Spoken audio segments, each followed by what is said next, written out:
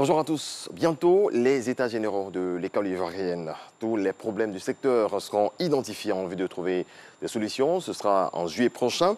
Une initiative saluée et soutenue par l'Organisation des Nations Unies pour l'éducation, la science et la culture. La directrice générale adjointe de l'UNESCO s'est prononcée à Paris lors d'une rencontre avec la ministre de l'Éducation nationale et de l'alphabétisation. Le point de Jean-Marc Adjadji.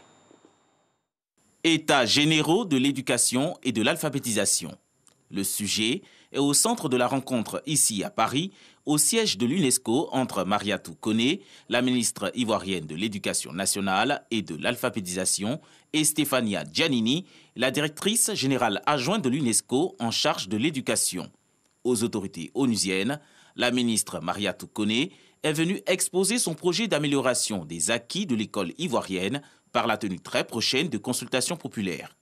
C'est les assises de l'éducation nationale, c'est vrai, mais avec tous les acteurs, tous les partenaires sociaux, dans tous les compartiments, des assises qui devraient déboucher sur d'éventuelles réformes à court, moyen et long terme.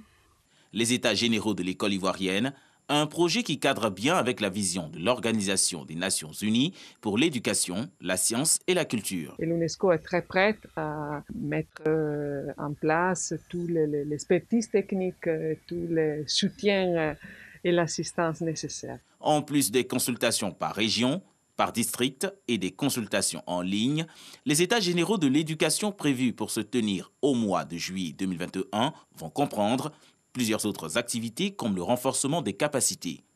À cette rencontre parisienne, le volet alphabétisation a été aussi abordé entre les deux personnalités. La 119e assemblée plénière de la Conférence des évêques catholiques de Côte d'Ivoire se tient dans le diocèse de Yopougon, dans la région des Grands Ponts. Le thème retenu cette année, rôle de l'apostolat des laïcs en Côte d'Ivoire au service du développement humain intégral. Le compte-rendu de Krascando. Born à 12 km de Dabou, dans la région des Grands Ponts, la conférence des évêques catholiques de Côte d'Ivoire se rapproche des communautés. La 119e assemblée plénière se tient dans ce village.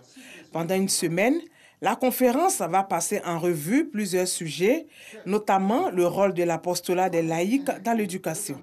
Aujourd'hui, dans nos familles, les parents démissionnent.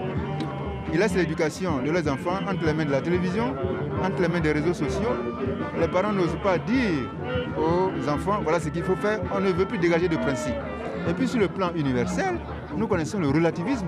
Sur le plan éducatif, sur le plan moral, on laisse, tout est permis. Les évêques doivent faire des propositions à partir de ce thème pour voir qu'est-ce qu'on dit par rapport au thème à tout le peuple chrétien et aussi à la société ivoirienne. La 119e assemblée plénière des évêques est une occasion de mettre un point d'honneur sur l'éducation. L'éducation, c'est accompagner ceux qui commencent la vie, les jeunes générations, dans un développement personnel, culturel, humain intégral.